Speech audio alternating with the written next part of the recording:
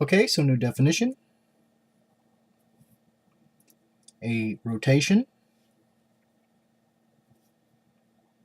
about an axis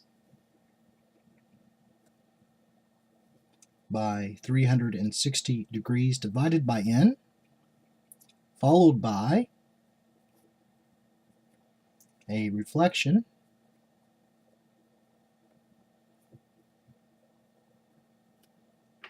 through a plane perpendicular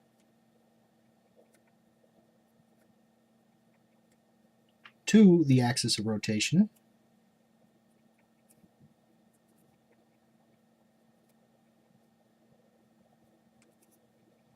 is called an n-fold improper rotation,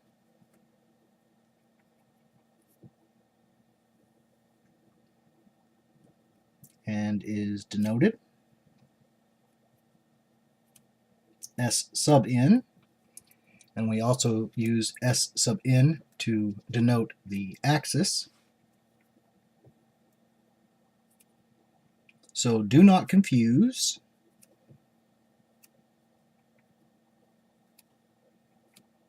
an SN axis with the symmetric group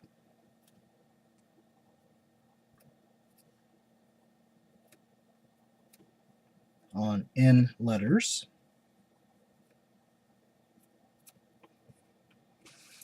Now again, an improper rotation is a rotation by 360 degrees divided by n, followed by a reflection through a plane perpendicular to that axis. And so this is a combination of two operations that results in a new operation, which is called the improper rotation. And a molecule possesses an SN axis if performing this combination of operations results in an identical molecule. Now the letter S is for the German word Spiegel, which means mirror.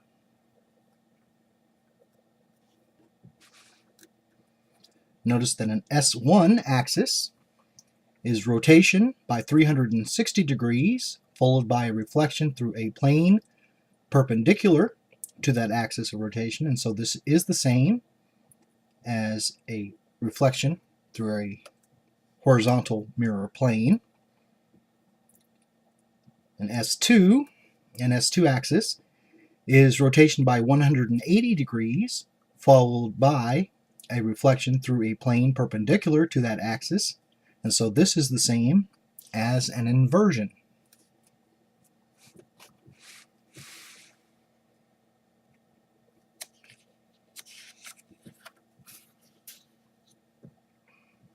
So let's look at an example. We'll look at the methane molecule.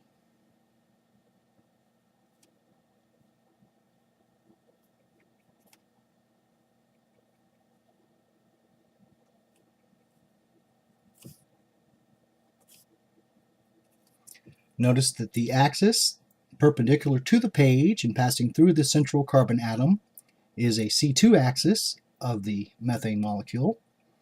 If we rotate this molecule about that axis by 90 degrees,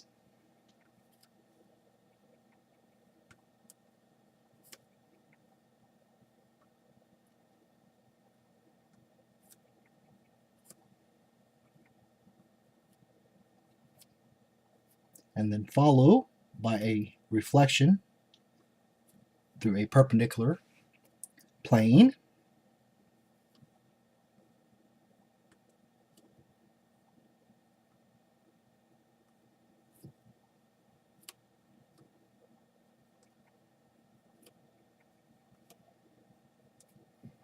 then we have an identical molecule, and so this is an improper rotation by 90 degrees. So every C2 axis is also an S4 axis. So let's look at this on a model. So if we look along the C2 axis, if we rotate by 90 degrees and then reflect through the plane perpendicular to this axis, we have an identical molecule.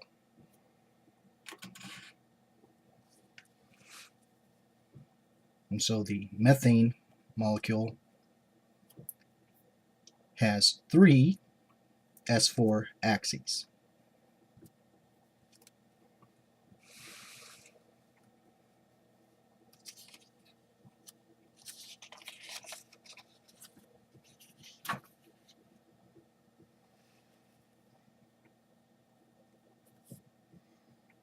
Now, if a molecule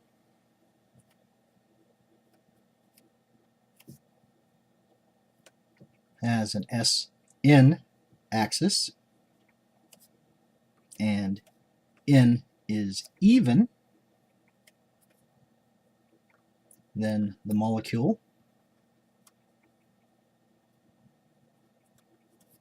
also has a CN divided by 2 axis,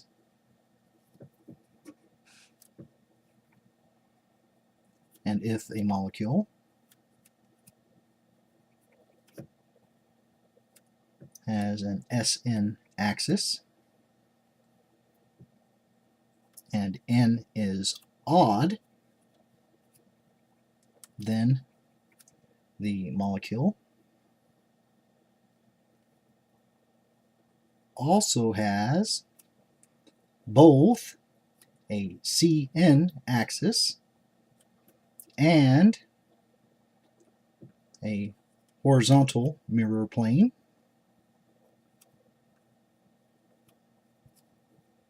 So let's look at an example. We'll look at boron trifluoride, which has a trigonoplanar geometry. If we look at the axis perpendicular to the page and passing through the central boron atom, this is a C3 axis, but it is also an S3 axis since the plane of the molecule is itself a horizontal plane. And so the C3 axis is also an S4 axis.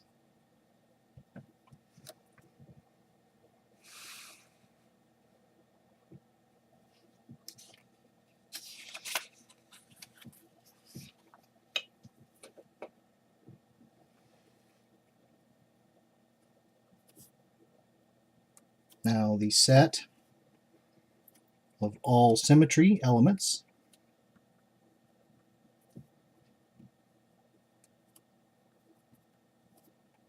of a molecule is a group with respect to the corresponding symmetry operations. Now, since each symmetry operation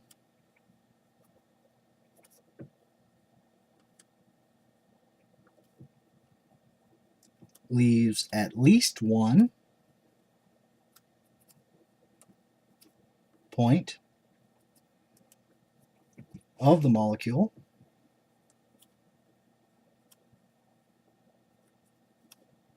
fixed or unchanged, the group of symmetry elements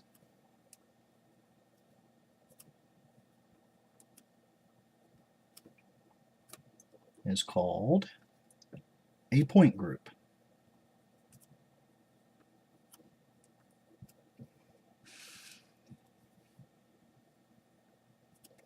Now, there are 3 point groups of low symmetry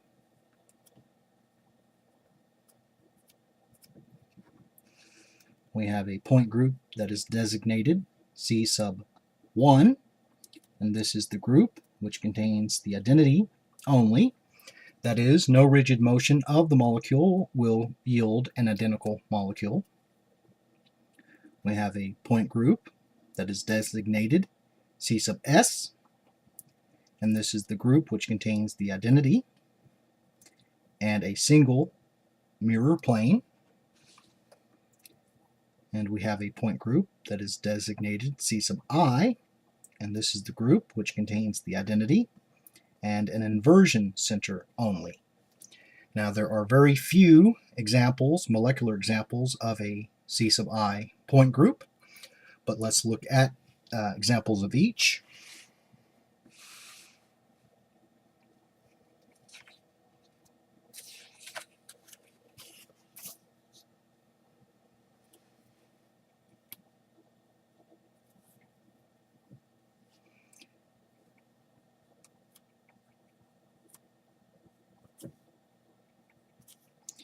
The symmetry elements of a bromochlorofluoromethane molecule belongs to the C1 point group.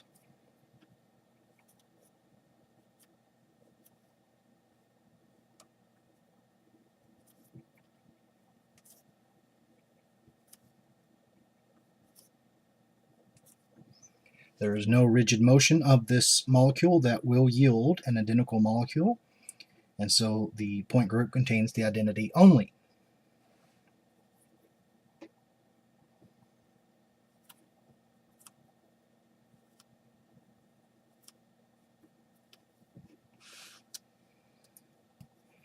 The 1-bromo, 1-chloroethene molecule belongs to the C2 point group.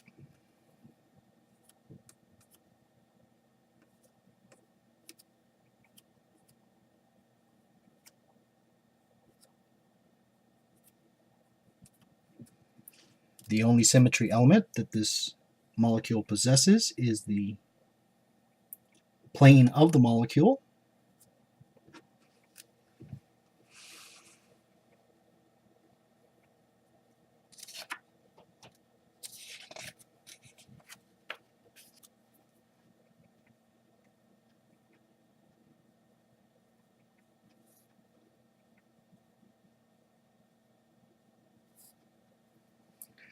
Now the 1,2-dibromo, 1,2-dichloroethane molecule in staggered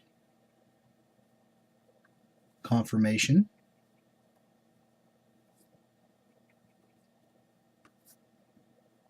belongs to the C sub I point group.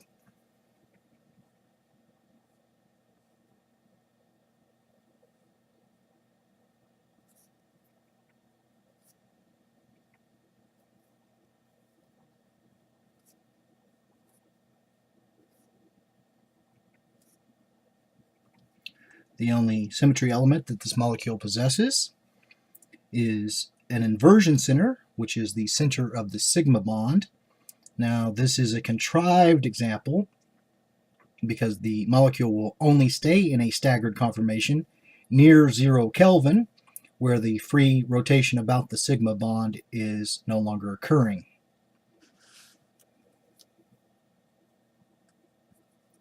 Now, there are two classes of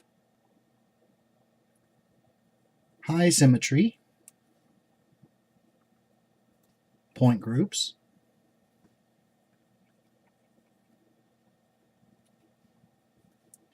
Linear and polyhedral.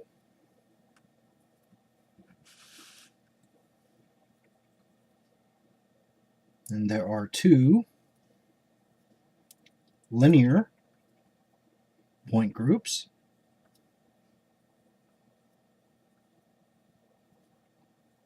C infinity V and D infinity H.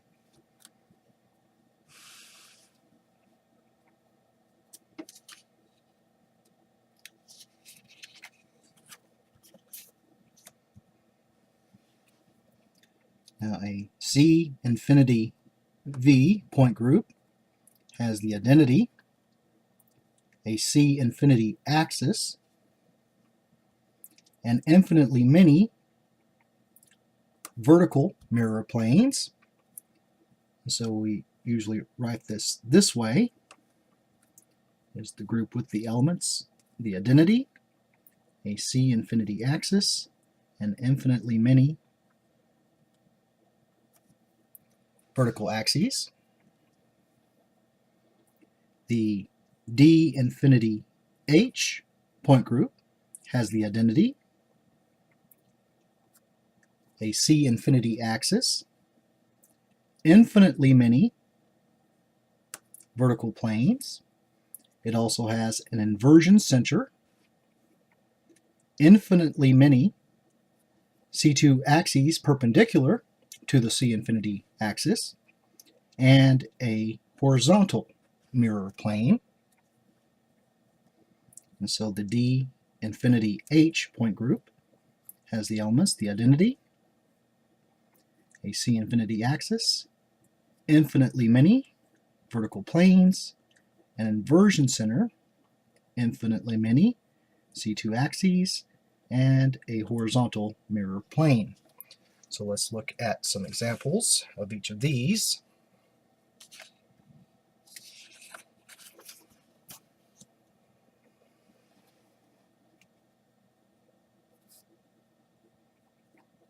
A hydrogen chloride molecule belongs to the C infinity V point group.